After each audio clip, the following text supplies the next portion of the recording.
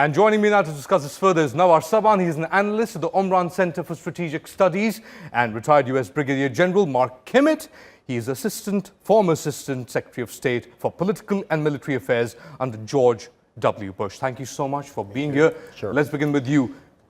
Tell us about the Manbij roadmaps. 3 phases, 1, 2 almost over, joint patrols, independent patrols, north and south of the Syria River. Yep. And now the 3rd phase. Tell us about that. Well, the most important thing to recognize is that the overall objective is to ensure that Manbij is no longer seen as a YPG sanctuary, that it relieves the concerns that Turkey has, that there is a YPG presence as agreed, that they would not be on the west side of the Euphrates. So there will be some more implementation that goes on. It will be conditions-based, but we believe that the agreement struck between Secretary Pompeo and the Foreign Minister of Turkey is moving along well, and we fully expect it to be honored and implemented. How do you see the elections playing into all of this? Because now you have more certainty in Ankara. How do you think Washington is looking at the elections and the relationship moving forward with Manbij and elsewhere? You and I have talked about this before, and I've said this many times. Manbij was an unnecessary distraction in the relationships between the United States and Turkey, particularly with the NATO summit coming up.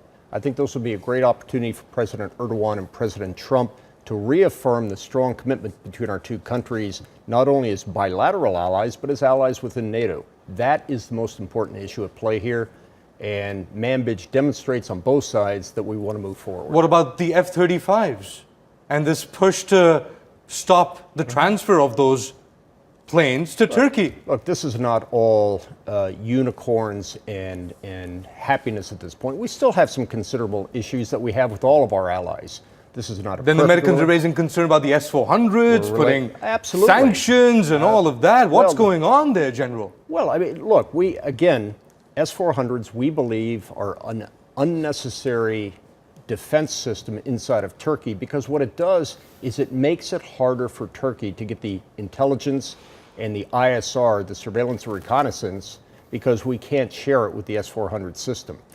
We look at NATO as an alliance. We should all be working together. We saw the S-400 as perhaps a poke in the eye of the United States for some other bilateral issues. Greece has Russian interceptors. They do, but they are much further away from the action than Turkey is. And I want to bring in our friend here as well, Navvar. Navvar, how do you see this understanding between the Americans and the Turks in the larger context of what's happening in Syria?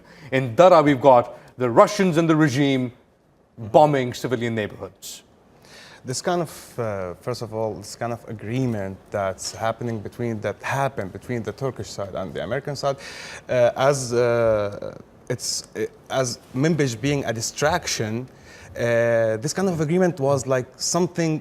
Eventually it's going to happen, because it saved the Turkish part, another military operation in the area. You're talking about a Manbij area, a huge area of more than around like 1,800 km square, have a lot of civilian, and American presence and French presence. I want to break in here. You're talking about a lot of civilians in that area. Most of these refugees or internally displaced Syrians that have fled from elsewhere, right. Yep. 5 or 6 million of them have ended up in Turkish-controlled areas, which is part of a de-escalation zone as well in Idlib. And now you have Bashar al-Assad coming out and saying that he's going to take it by force if necessary. What does that mean, Navvar? Let's talk about like Bashar al-Assad. The Syrian regime said a lot of stuff. For example, they said they are not using barrel bomb. They said that there isn't any Iranian military presence in Syria. For me, it's just a publicity stunt. You're talking about an area that's controlled by an international agreement. There is an international environment that is leading for this agreement. Between Russia, Iran, Turkey, even the US now? There is an agreement. So the Russian government, Damascus government cannot do anything. They can talk about it. Walid Ma'alem can talk about it. Bashar al-Assad can talk about it. Talk about whatever they want. But physically, they can't do anything about it. There is an agreement, and it's going on. I want to turn the conversation slightly towards Manbij as well and bring in some graphics for our viewers of what this roadmap, Manbij roadmap, means on the ground. So, well, it's a joint agreement to secure the city jointly. It means that the Sajur River, 12 kilometers north of Manbij city, has become a front line of sorts between the Turkish forces to the north and the YPG held south, even though the US has now started patrolling this particular boundary as well. YPG doesn't want to move out. In fact, it's SDF-linked Manbij Military Council has come out and said Turkey will never be allowed inside Manbij.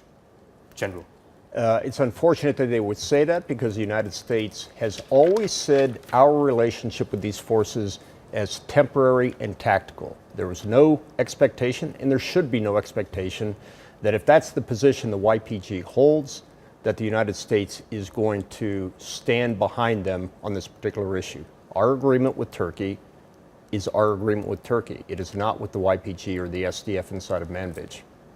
And then finally, towards a solution, Turkey, Manbij, US, there's a corridor there, Euphrates Shields territories, Afrin, and that area, in the bigger picture of it, where does this now end? Are we seeing the end game as far as Syria is concerned in Daraa play out, the last pocket of resistance for the regime? No, you're not seeing the end game. You're seeing a whole different phase now in different areas, in the north, in the east, in the south. You're talking about lots of forces on the ground, militias, in different areas. Even you're talking about a fragile security situation, even in Afrin, Euphrates Shield, even in the Eastern Front. So it's a very different kind of phase that need more focus. It's not a war now. It's not something like opposition and regime.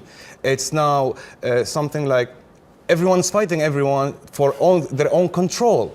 And now, for example, let's say even in ISIS, the regime and the Russian declared that they were able to vanquish ISIS. Now ISIS is hiding in the desert.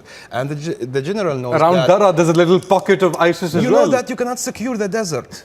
It's different. Now On the ISIS Golan. is using the hit and run tactic. And it's for them, it's something wonderful. They can come up from the desert, kill whoever they want. And for them, this is a victory. Now you don't know where to attack ISIS. Yeah, but the US says, now bring in General Kimmett here as well, that ISIS is largely defeated, that we have to slowly start pulling out of Syria. Sure, let's take a look at where things were in 2014. There was a caliphate, there was a capital, there was ground being taken by ISIS all the way primarily to the gates of Baghdad. Look where it is now. It is virtually defeated, but we still have work to do to ensure that that area in the desert doesn't remain a safe haven and sanctuary. That's why the coalition remains inside of Syria right now. The only purpose for the coalition to be inside of Syria is to defeat and destroy ISIS, and we will continue to do that as long as it's necessary, but not 1 second longer. Does it than mean it's necessary. eventually then, not just for the US, but for everyone to normalize some sort of relations with Bashar al-Assad? I think that's Will that be right. acceptable? Well, we see now the SDF and the YPG reaching out to the regime for the purpose of negotiation to get back on that political track. Let's be candid. The situation on the ground at this point has the regime on its front foot. I don't think that negotiations are going to happen anytime soon because nobody comes to the negotiating table when they're winning. And right now, despite the fact that it is this evil triad between Russia, Iran, and the Syrian government that is winning, facts on the ground, they are winning. So they will come to an accommodation. I'll give you the last word, Navvar. Yeah, about this is when these forces need to talk to the regime, in my opinion, and it's something physical. The regime is there and he's winning, but his partner are doing all the job. So, for example, eastern part of Syria, and you know that the Iranian-backed militia control a lot, but the Iranians now have something else to count on. They build their own local forces called LDF. Something different than the NDF, and the LDF is part of the military, the Syrian military. So now it's integrated into exactly. It. Now they saved a position for them in the military. In the future, if they tell them remove your militia, okay, I will remove my militia. I saved my own place. Even Hezbollah controlled Al-Rida forces, controlled and now they all have Syrian IDs. Exactly. So we go out, we will stay, and any kind of negotiation with the regime have to go through us. Thank you so much, General Kimmett, Navvar. Thank you.